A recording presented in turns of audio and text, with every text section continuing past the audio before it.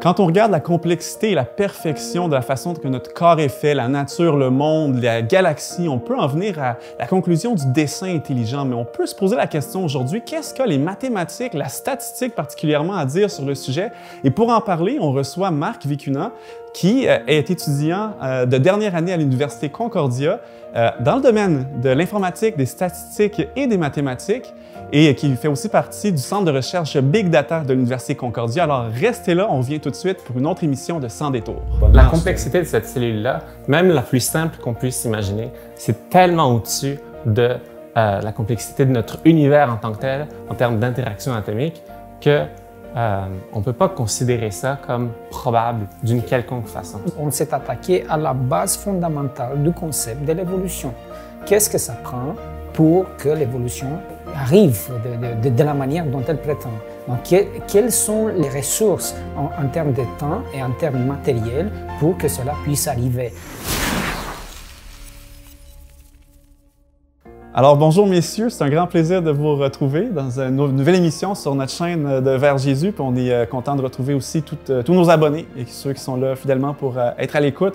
Et aujourd'hui, comme on l'a dit rapidement dans l'introduction, on est avec Marc Vicuna. Tu vas nous parler justement de la déduction statistique du dessin intelligent.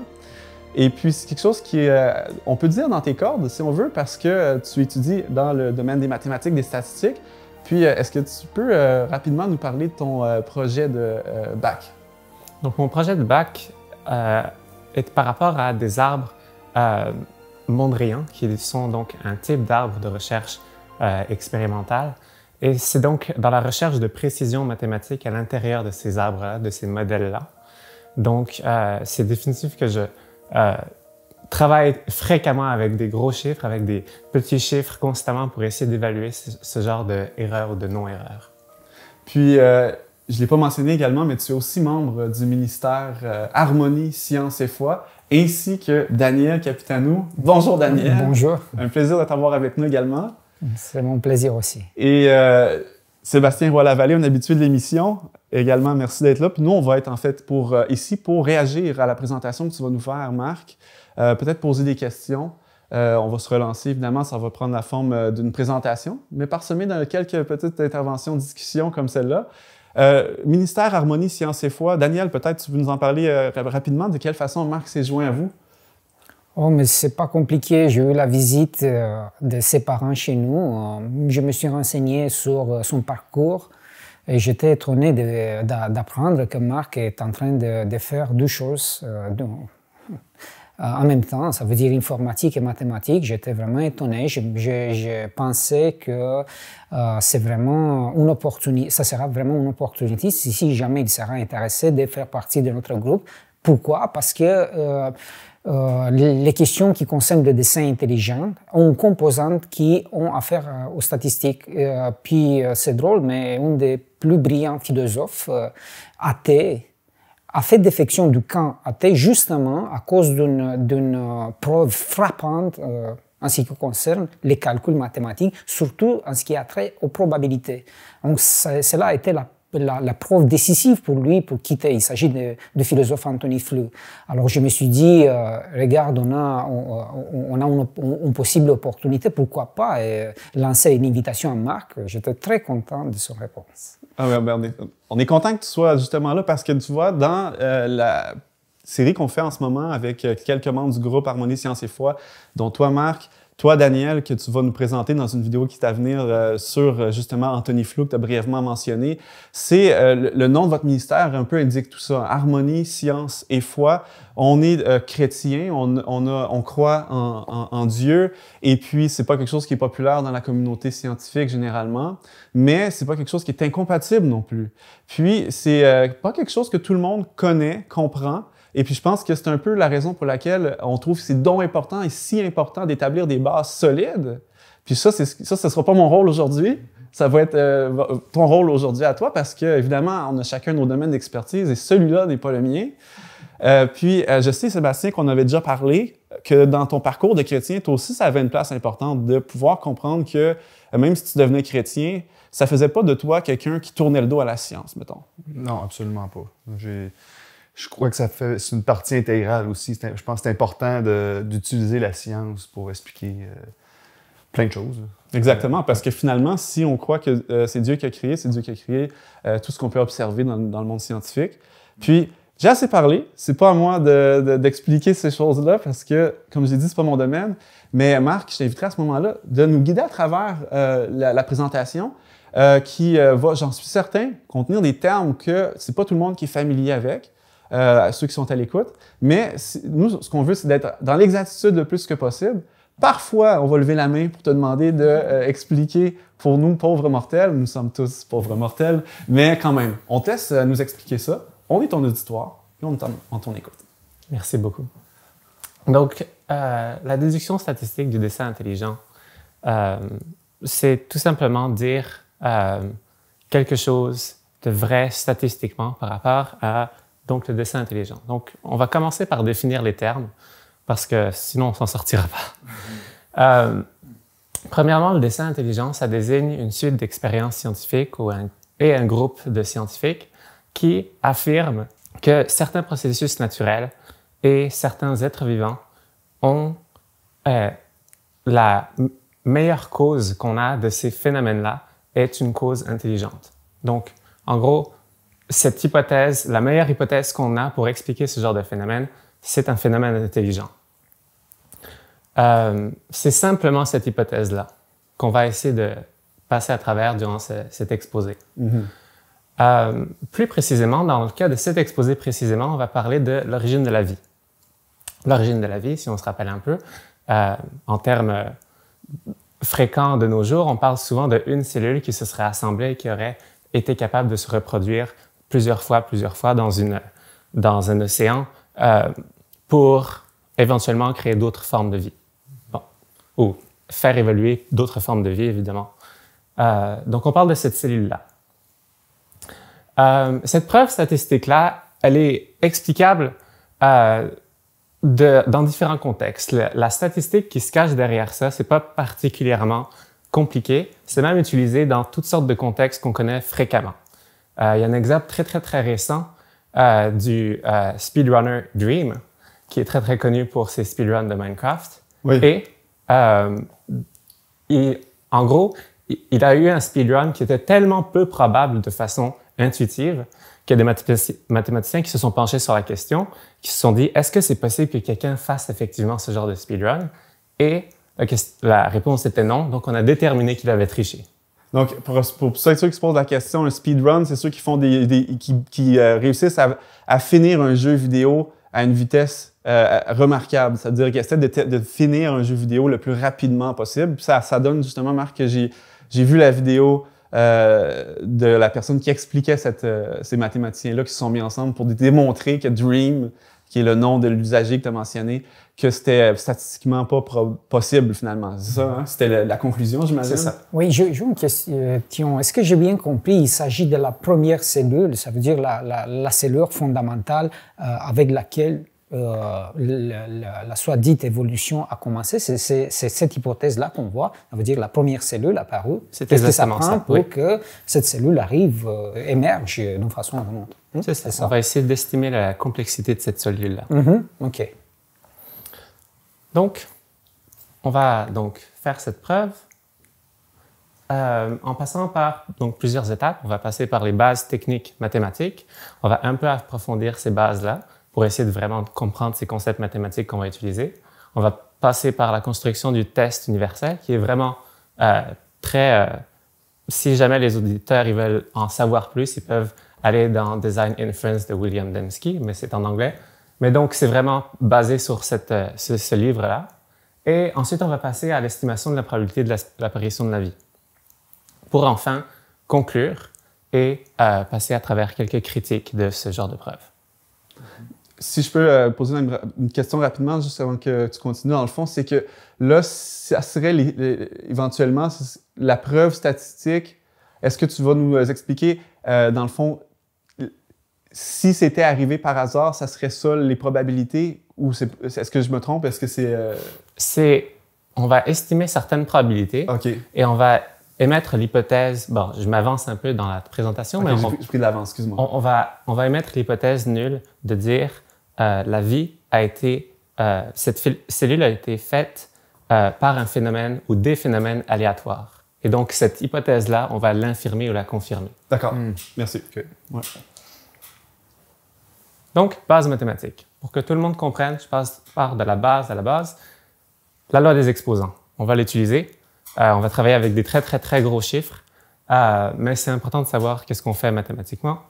Quand deux chiffres à la même base se multiplient, leurs exposants s'additionnent, et quand quand les exposants se superposent, ils se multiplient en simplification.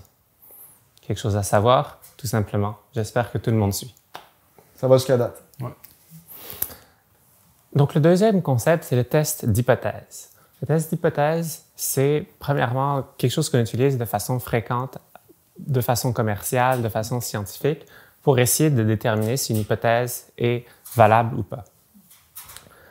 On commence d'abord par le concept de hypothèse nulle et hypothèse alternative. L'hypothèse nulle, c'est celle qu'on considère qui est la plus probable et la plus normale, la plus attendue. Et si on va conclure l'hypothèse nulle, on va conclure que le résultat n'est pas significatif, n'est pas conclusif. Donc, ce qui nous intéresse, en fait, c'est l'hypothèse alternative. Puis-je te poser une question? Oui. Est-ce que dans notre cas, l'hypothèse qu'on s'attend, c'est que on s'attend que la cellule émerge par hasard? Exactement. OK, donc c'est ça qu'on dit. Donc, notre hypothèse nulle va être que la cellule est créée par multiples événements aléatoires. Donc, on a plusieurs possibilités. Si l'hypothèse nulle est vraie ou si l'hypothèse nulle est fausse, et on a la possibilité si l'hypothèse nulle est acceptée ou est rejetée. Donc, ça fait un total de 4 possibilités qui donnent plusieurs risques. Le risque qui nous intéresse dans cette expérience-là, c'est le risque de type 1, le risque alpha. Il y a plusieurs noms. C'est les risques auxquels on est toujours habitué quand un scientifique arrive et dit « Je suis sûr de cette statistique à 95%. C'est fréquent qu'on dise ça, c'est parce que c'est le risque standard. Donc, le risque alpha en tant que tel, alpha est égal à 0,05. Tout ce que ça veut dire, c'est 5%. C'est comme le 0,05, des fois on entend ça lorsqu'ils font, mettons, un sondage en politique. C'est ça. Ils vont dire c'est plus ou moins 5% d'erreur. C'est de ça que tu parles en ce moment. C'est de ça que je parle. OK. On a le risque scientifique qui est de 0,01%. Donc 1%. Tout ce que ça veut dire, c'est que c'est un peu plus strict dans la communauté scientifique. C'est ça, OK. C'est pas toutes les branches de la science qui font ça, mais plusieurs branches quand même mettent le risque à 1%. Donc, quand ils affirment quelque chose, c'est j'affirme ça avec 99% de confiance. Donc, pour notre hypothèse nulle consiste à dire que cette cellule-là a été faite par des phénomènes aléatoires. Et l'hypothèse alternative, c'est qu'elle a été construite par des phénomènes qui sont aléatoires ou pas aléatoires, mais il y en a au moins quelques-uns qui ne sont pas aléatoires. Voilà, c'est relativement simple. Il faut toujours que l'une des hypothèses soit l'inverse complet de l'autre pour qu'on inclue toutes les possibilités. Aléatoire, ça veut dire hasard en termes... Est-ce que c'est ça? Oui, le terme hasard est un peu plus usagé. Utiliser un peu plus, le terme plus technique, c'est aléatoire. Il y a plusieurs termes qui représentent le hasard en tant que tel, mais aléatoire, c'est vraiment pour dire une probabilité égale uniforme à travers plusieurs dimensions. Juste un peu plus de notation. Je vais utiliser donc dans les slides le P entre parenthèses AH est en bas de alpha. Tout ce que ça veut dire, c'est que l'hypothèse nulle est acceptée considérant que l'hypothèse alternative est vraie. C'est donc un type d'erreur qu'on va chercher à minimiser et c'est celui qui nous importe dans ce genre de preuve. Donc, un peu un approfondissement de la notion de risque alpha. On va en avoir besoin parce que ce n'est pas une preuve exactement classique. On peut l'imaginer, une molécule qui se construit, il y a beaucoup d'événements à travers le monde qui peuvent possiblement construire de la vie. Donc, c'est une multitude d'événements aléatoires qu'il faut calculer en même temps. dans un contexte scientifique, on va dire « Ah, mon risque est à 0,05, mettons. Donc, 5% des études pourraient possiblement être fausses. » Si on considère que chaque étude est vraie, c'est pas acceptable. Mais si on considère que dans la communauté scientifique, les expériences se refont et on reteste certains résultats, ça veut dire que cette probabilité-là est beaucoup plus minimisée. Dans le contexte d'expériences qui sont moins répétables, on va diminuer cette précision-là. On va essayer d'avoir le plus petit pourcentage possible parce que si on n'est pas capable de répéter cette expérience-là, il faut s'assurer que c'est vrai. Okay. Ce sont des adaptations qui sont très pratico-pratiques. Mais en statistique pure, il faut qu'on pousse un peu plus loin pour déterminer si quelque chose est très probablement vrai ou très probablement faux. Donc, d'où vient la notion de cette formule-là? Donc, juste une dernière notion un peu théorique.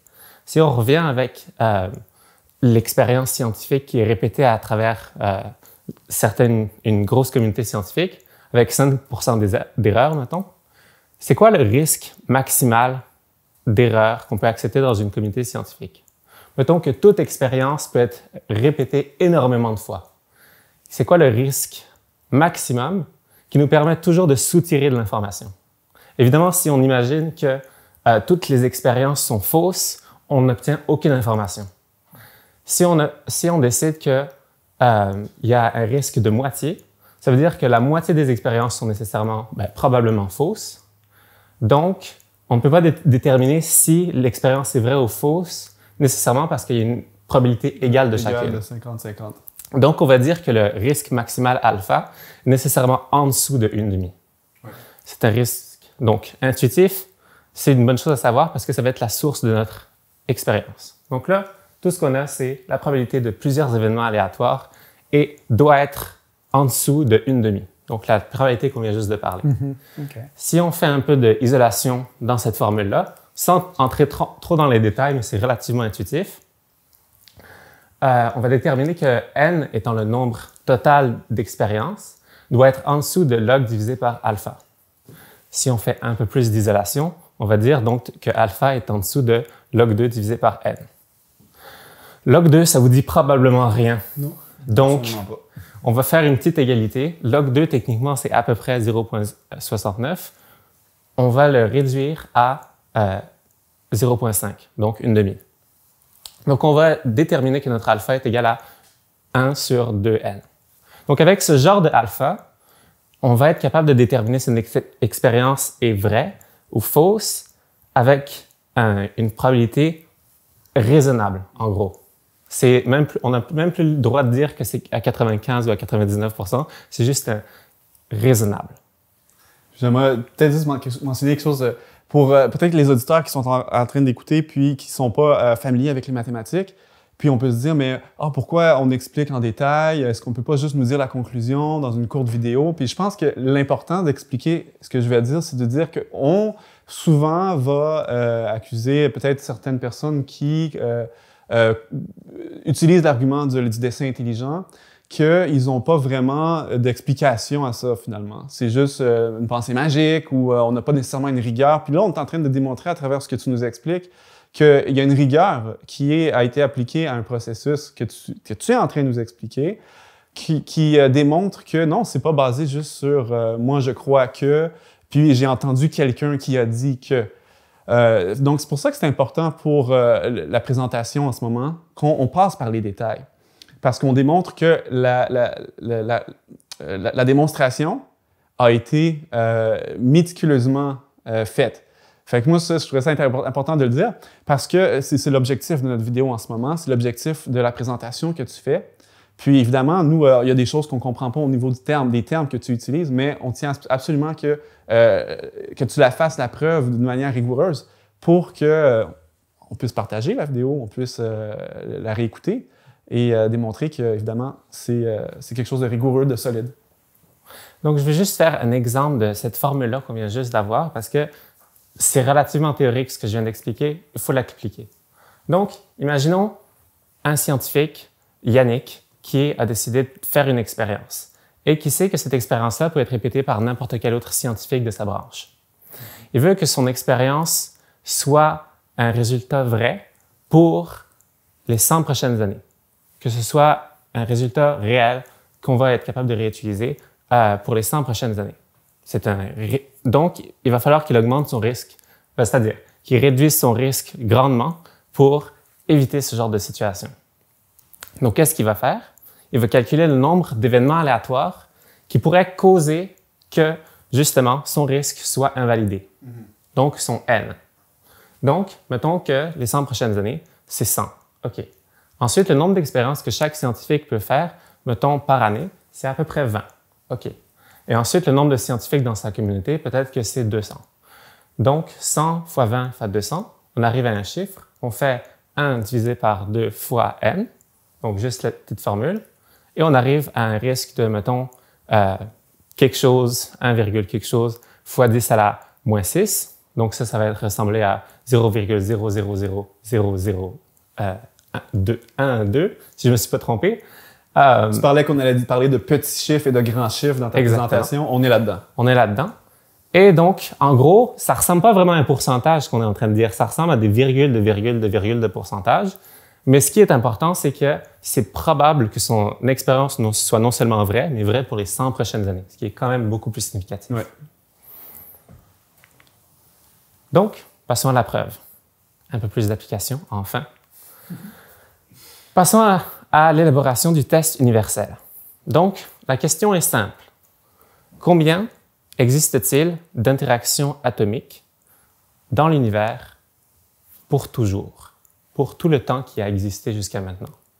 C'est une question très générale qui englobe beaucoup de choses, mais c'est une question nécessaire dans ce genre de contexte. Pourquoi? Parce que notre preuve, on veut qu'elle soit vraie pour toutes les interactions atomiques possibles. J'explique un peu l'interaction atomique, c'est tout simplement des interactions entre différentes particules qui composent les atomes, comme les électrons, les protons et ce genre de choses. Donc, calculons ce chiffre. Mais là, on passe des très petits, là, on est dans les très grands. Exactement. Donc, premièrement, c'est quoi le nombre de particules dans l'univers? C'est en dessous de 10 à la 80. Donc, premièrement, il faut comprendre que ce chiffre-là est complètement démesuré par rapport aux chiffres qu'on utilise normalement. C'est 1 avec 80 zéros derrière. C'est le nombre de particules qu'il y a dans l'univers. Ça va, c'est simple. Juste par esprit de comparaison, on sait qu'on est à peu près 7,8 milliards d'humains sur Terre. Donc, si on arrondit vers le haut, ça fait à peu près 10 à la 10. Donc, on parle de 10 à la 80, c'est beaucoup plus grand. C'est relativement inimaginable, mais c'est le nombre de particules qu'il y a dans notre univers observable. Très bien. Ensuite, un autre chiffre important, c'est le temps. Donc, on estime que le temps, c'est à peu près, donc, combien l'univers a existé, combien de temps l'univers a existé, c'est environ 13,77 milliards d'années. On peut résumer ça à peu près, je pense, 4,3 fois 10 à la 17 secondes, parce que c'est le chiffre c'est l'unité de mesure qui va nous intéresser, donc. Et donc ça, c'était le temps qui était disponible pour que les interactions éventuellement produisent la vie. J'aimerais avoir une intervention. C'est sûr que du point de vue scientifique, c'est le temps disponible pour l'univers, pour que depuis son début jusqu'à aujourd'hui, c'est le temps qu'il a à la disposition de produire de manière aléatoire ce qu'on a aujourd'hui. Donc, mais ça, c'est du point de vue scientifique. Voilà. C'est pas nécessairement ce que Harmonie Scientifique soutient du point de vue du temps. C'est pas parce qu'on donne ce calcul que nous, on va souscrire nécessairement sur 13,77 milliards d'années. Mais on prend ça comme point de départ, point de discussion pour argumenter quelque chose, n'est-ce pas? Parce qu'au final, je crois que, tu me corriges si je me trompe, Marc, mais c'est parce que ce sont les chiffres avec lesquels eux doivent composer pour dire que c'est arrivé par aléatoirement, dans le fond, la vie. Et puis, la preuve qu'on est en train de faire, c'est en jouant sur leur terrain, finalement. En jouant sur le terrain des chiffres qui sont utilisés scientifiquement. Mais, évidemment, j'ai compris ton intervention, effectivement. Donc, c'est la preuve qui est en train d'être faite se joue sur ce terrain-là. Pour bien comprendre, là. Il y a de disponibles, il y a 13,77 milliards d'années de disponibles d'après les calculs. C'est ça. Donc, pour que toutes ces particules-là se forment pour créer la vie, ils ont ce temps-là. ils ont ce temps-là. Donc, si on dépasse ce temps-là, donc ça devient impossible que ce soit aléatoire. En gros, ce qu'on est en train de dire, c'est donc on va évaluer ce gros chiffre-là et on va dire il y a une chance dans toutes ces chances-là dans l'univers qu'il y a une possibilité effectivement que la vie apparaisse de façon aléatoire. OK. Et ce qu'on fait comme hypothèse, ce qu'on fait dans le test, en gros, c'est de dire, mais en fait, cette chance-là, elle est en dessous de 1.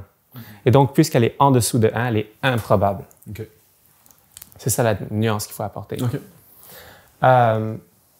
J'aimerais juste aussi mentionner, faire un lien avec les notions qu'on a vues avant.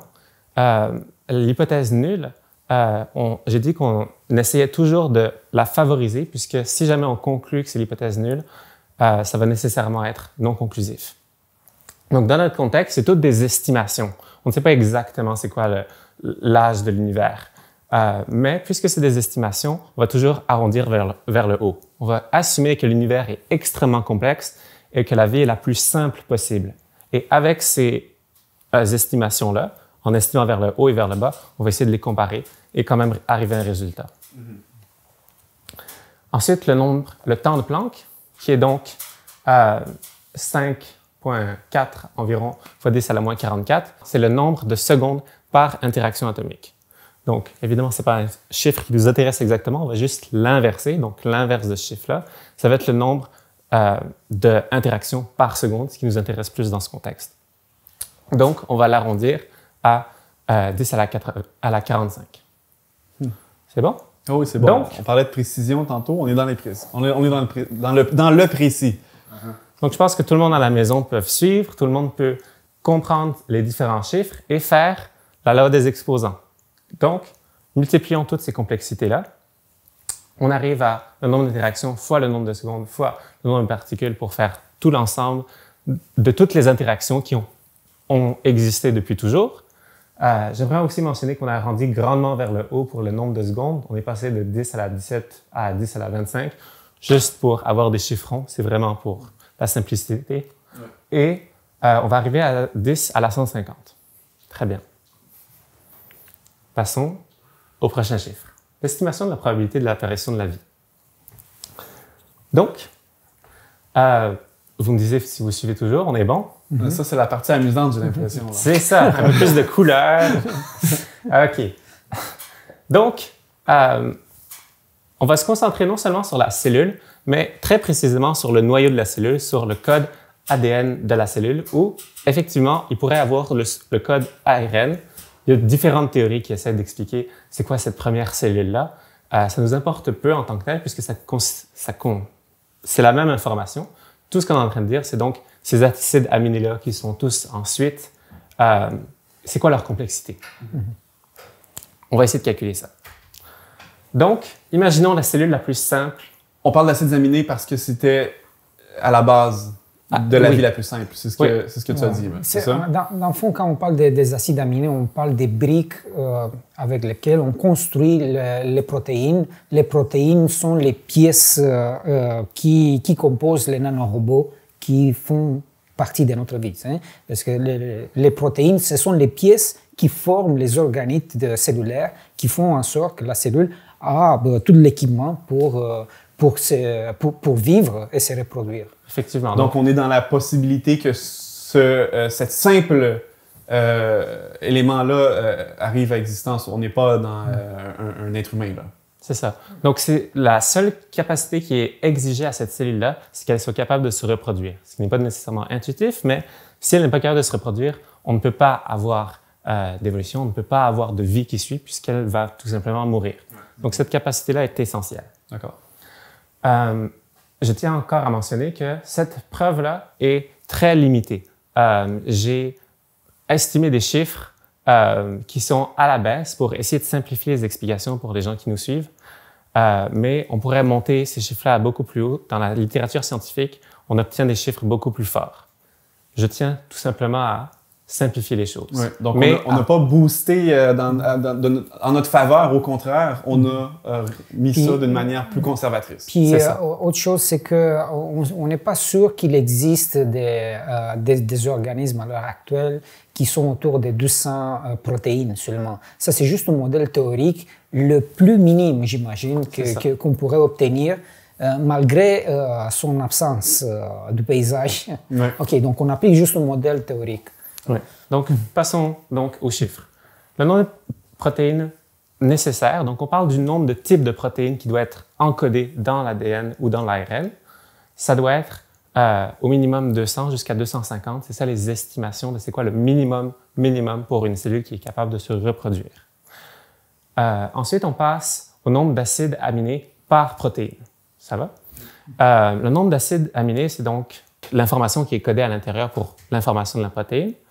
Le record en tant que tel de toutes les protéines, c'est 6 acides aminés pour une protéine. Pour les gens qui nous écoutent, peut-être les gens qui s'y connaissent en bio, c'est extrêmement petit parce que à peu près toutes les protéines qu'on connaît sont au-dessus de 200, au-dessus de 1000 des fois. Ça peut être très, très complexe une protéine, mais le record qu'on connaît, c'est 6 acides aminés. Mais ce n'est pas vraiment crédible de dire que toutes les protéines vont avoir 6 acides aminés. Parce que le record qui suit juste après, c'est de 20 acides aminés. Donc, c'est vraiment une protéine unique et peu applicable. Donc, on va juste estimer plutôt 10 acides aminés. C'est pas parce on pourrait estimer 20, mais 10, ça va tout simplement simplifier nos chiffres.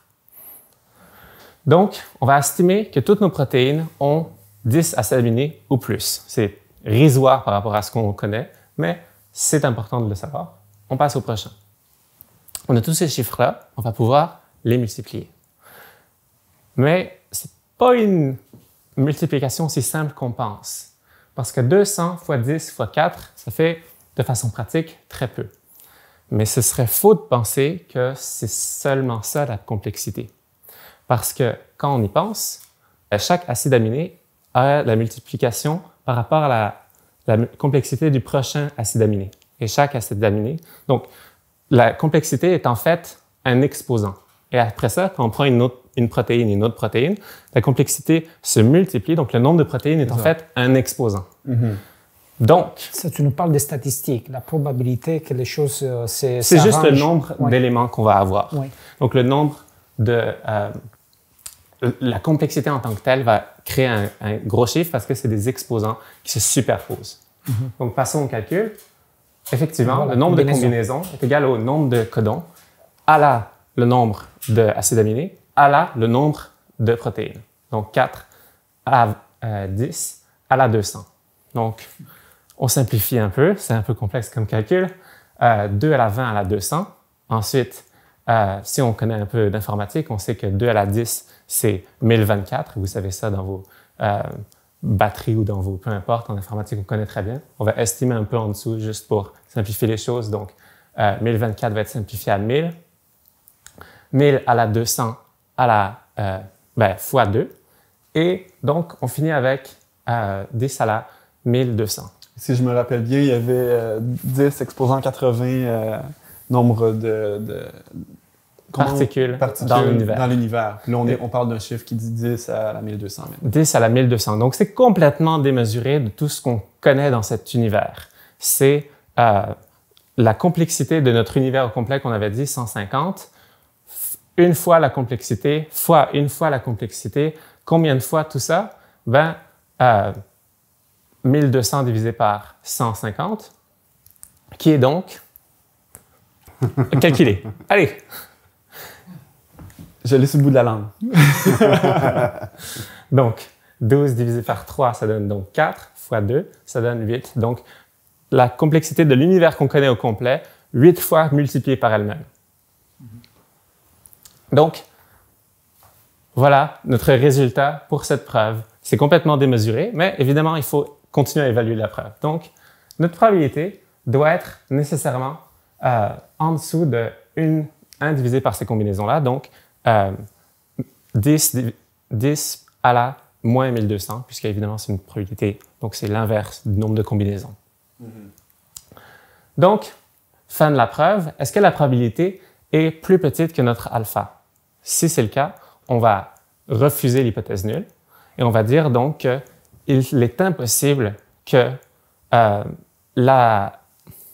cette cellule-là donc, soit causée par des phénomènes aléatoires. Donc tout simplement, 10 à la moins 1200 est en dessous de 1 divisé par 2 fois 10 à la moins 150, qui est donc notre alpha, qui est donc en dessous de nos calculs. Et donc, cette probabilité est en dessous du alpha. Donc, pour la statistique, on a terminé, on s'en bat les mains. Oui. Mais c'est juste pour dire que c'est beaucoup en dessous. C'est beaucoup en dessous, oui. Trop. On n'est pas en train de dire « Ah, c'est un peu. C'est un peu en dessous, on n'est pas loin. » C'est pas ça qu'on est en train de dire. C'est vraiment tellement loin. Là. On manque la cible, puis de très loin. Ouais, donc la complexité de cette cellule-là, même la plus simple qu'on puisse imaginer, c'est tellement au-dessus de la complexité de notre univers en tant que tel, en termes d'interaction atomique, que on ne peut pas considérer ça comme probable d'une quelconque façon. Marc, ce que tu es en train de nous dire, c'est que si on avait tout l'univers qui participait à la soit dite subprimitive, avec tout son bagage de particules qui s'en vient, qui met à la disposition de la subprimitive pour toutes les combinaisons aléatoires, pour une très petite cellule, on manque de temps et on manque de matière disponible pour chaque combinaison de très loin.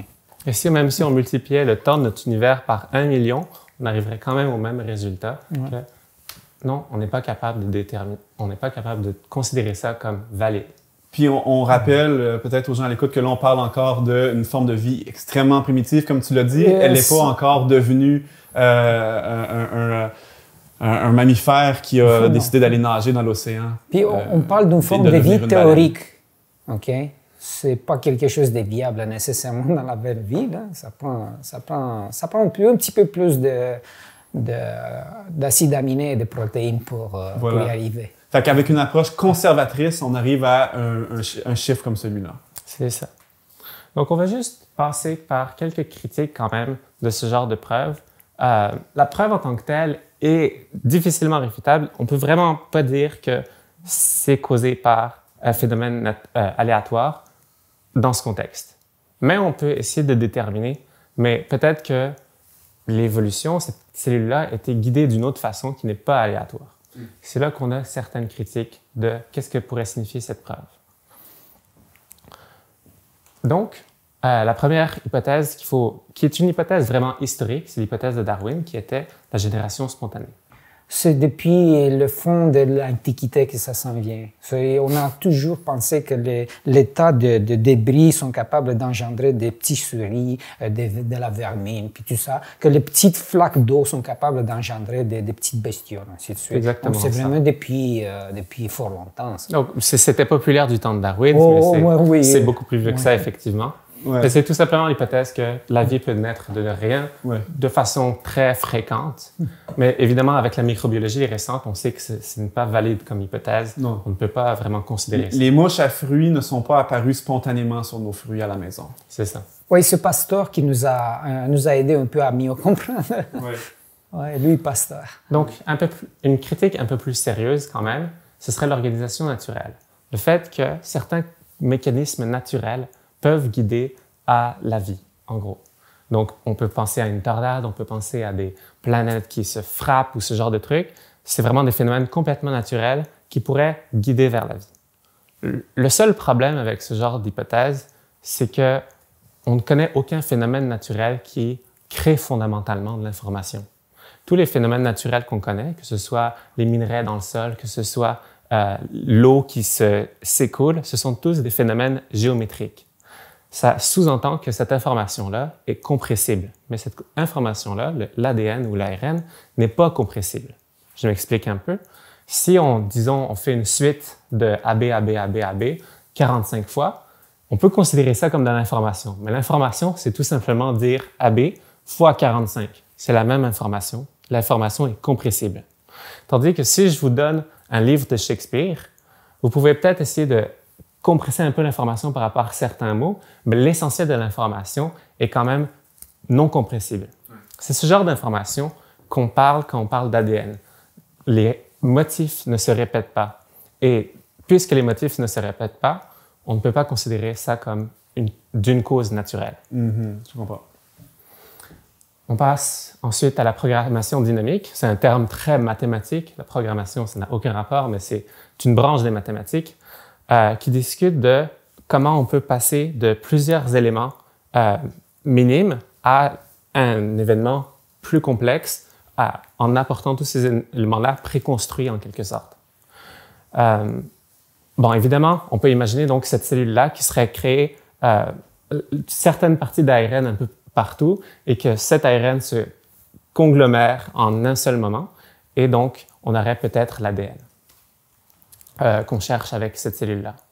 Le problème, encore une fois, avec ce genre d'hypothèse, c'est qu'on se base sur le fait que tous ces phénomènes-là ont une source. C'est tout simplement dire que le fait que tous ces phénomènes-là puissent arriver à ça, ça prend la sélection naturelle. Les phénomènes qui se conglomèrent en eux-mêmes ont besoin d'être biologiques pour avoir une évolution. On passe ensuite au darwinisme moderne qui dit tout simplement « oublions ça. Franchement, l'apparition de la vie, c'est pas important. On va juste l'ignorer. Mais la vérité, c'est que si tu regardes à côté de toi et tel animal et tel animal, ils se ressemblent full et il y a plein de choses qui se ressemblent dans la nature, en fait, c'est une preuve de l'évolution. On n'a pas besoin d'expliquer l'apparition de la vie. Cette preuve-là, elle ignore le fait que cette preuve de test universel est un peu plus grande que juste l'apparition de la vie. On parle, par exemple, de la flagelle d'une bactérie, qui est un système qui est au-dessus de la complexité du test universel. Dans le dessin intelligent, dans cette communauté-là, on a plusieurs preuves de plusieurs phénomènes biologiques qui sont plus complexes que le test universel. Et du coup, il faut non seulement ignorer l'apparition de la vie, mais il faut ignorer une tonne d'autres exemples biologiques qui ont une complexité beaucoup trop intrinsèque pour être expliqués par un phénomène aléatoire. Je rigolais parce que la Toyota Corolla de mon père ressemble un petit peu à ma Toyota Sienna, si on veut, parce qu'ils ont tous les deux 4 portes et puis des phares en avant. Mais on s'entend tous pour dire que c'est pas la Corolla qui a évolué en Toyota Sienna. Donc, ça me fait toujours sourire quand on dit que si les animaux se ressemblent, c'est un indicateur d'une certaine évolution. C'est un argument que j'ai toujours trouvé bien mince.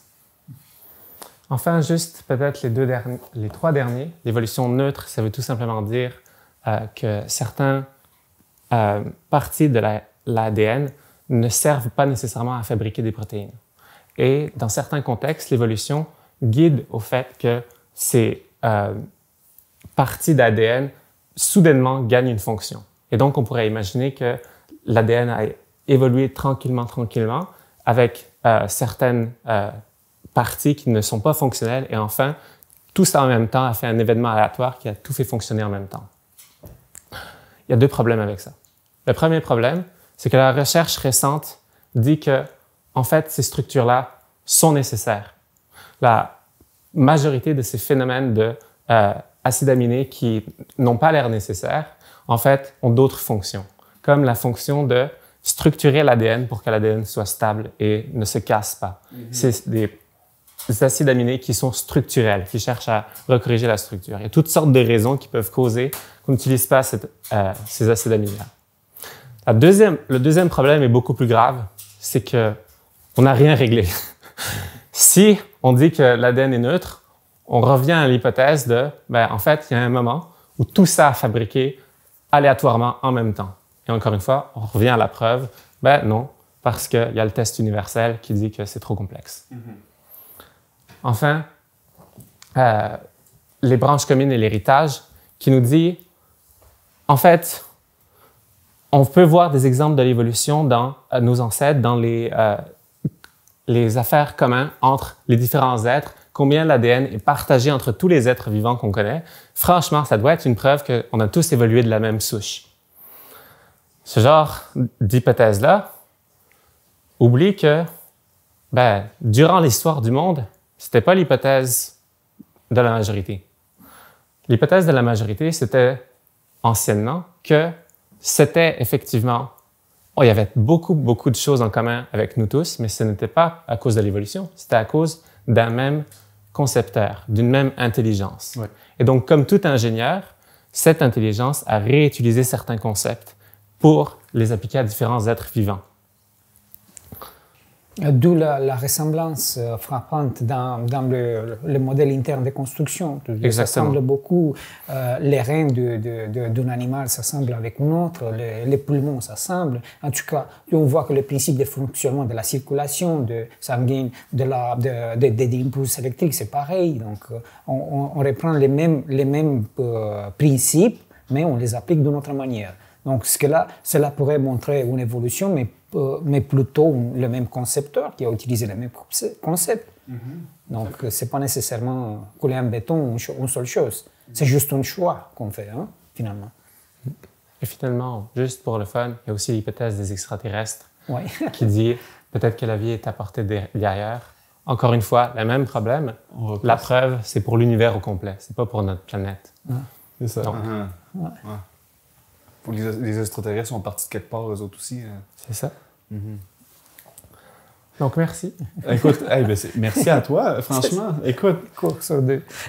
si on s'arrête, puis pour apprécier, je pense, la démarche que tu as fait maintenant, parce que, puis les auditeurs à la maison également, on fait face, je crois, dans nos vies de tous les jours, en tant que croyants, à beaucoup de rejet des idées ou peu importe ce que nous, on peut avancer, étant donné qu'on croit qu'il y a un concepteur. Des fois, on a cette idée-là que les croyants n'ont pas fait leur devoir. Puis que s'ils avaient fait leur devoir, mais ils ne croiraient pas, finalement. Eh bien, j'espère qu'on a fait la preuve ici que ce n'est pas à défaut d'avoir fait nos devoirs qu'on est croyant. Puis évidemment, il y a beaucoup d'autres choses qui rentrent en ligne de compte. Oui, et j'aimerais souligner une autre chose, c'est qu'on ne s'est pas attaqué à des petites choses, on s'est attaqué à la base fondamentale du concept de l'évolution. Qu'est-ce que ça prend pour que l'évolution arrive de la manière dont elle prétend? Donc, quelles sont les ressources en termes de temps et en termes matériels pour que cela puisse arriver? Alors, quand on arrive à des chiffres les plus minimes, les plus basiques, des 10 exposant moins 1200, on est loin de tout ce qui pourrait contenir dans l'univers en termes de particules, en termes de nanosecondes, en termes de... Donc, donnez-moi des combinaisons qui, à partir de ces particules et à partir de ces nanosecondes, pourraient donner des chiffres de cet ordre de grandeur. Alors, je vais dire, ben oui, ça a du sens. Mais jusqu'à date, on n'a pas trouvé. Et faute d'autres choses, on doit revenir à ce qui nous reste à la disposition. Et la plus lucrative, la plus raisonnable, ça sera que, et très simple, c'est que derrière, il y a un concepteur. Et c'est très facile à comprendre dans le domaine des technologies de haut point, parce que c'est de ça qu'on parle quand on parle de la vie. On parle des nanotechnologies dotées à l'intérieur de la technologie d'information pour faire en sorte que le processus manufacturier d'autres réplications puisse continuer. Alors, on parle des technologies de haut point, quoi. Alors, pour cela, quand on parle des technologies, on parle des ingénieurs, on parle de l'intelligence, et pas non plus de n'importe quelle intelligence, on parle de la maîtrise des concepts, on parle de l'application de manière artistique de toutes sortes de concepts de construction, et finalement on parle d'une œuvre magistrale. Donc dire que c'est quelqu'un qui est responsable de la création de la vie, c'est tout à fait cohérent et raisonnable. Marc Cunha, merci beaucoup. Merci. Merci Daniel Capitano également. Tu l'as dit, vous avez mis la base en ce moment. Ça veut dire quoi? Ça veut dire qu'il y a d'autres vidéos qui s'en viennent. Ouais. Avec le groupe Harmonie Science et Foi. Sébastien Roy-Lavallée, merci également de ta présence. Ça fait plaisir. Et pour les gens à l'écoute, justement, on a Harmonie Sciences et Foi, qui est le ministère qui est avec nous pour faire cette série d'émissions. Et on va mettre les informations, si vous voulez les communiquer avec eux, les rejoindre, ça va être dans la description de la vidéo, donc n'hésitez pas à le faire. Et également, on vous rappelle, si vous n'êtes pas abonné à la chaîne Vers Jésus, on vous invite à le faire, activer les notifications pour recevoir les nouvelles vidéos, laissez un commentaire, aimez la vidéo. Et vous pouvez aussi nous retrouver sur les médias sociaux au @VersJésusMédia. On est présent sur Instagram. Allez vous abonner à notre page. J'allais être mis au courant de tous les développements de notre chaîne. Et on est également aussi sur Patreon. Alors, ceux qui connaissent cette plateforme-là, ou si vous ne la connaissez pas, allez nous découvrir, allez nous visiter à cet endroit-là. C'est une manière que vous pouvez nous soutenir financièrement pour qu'on puisse continuer à produire les émissions qu'on produit. Alors, c'est un rendez-vous. Encore une fois, merci tout le monde pour votre présence et on se revoit dans une prochaine vidéo. Merci.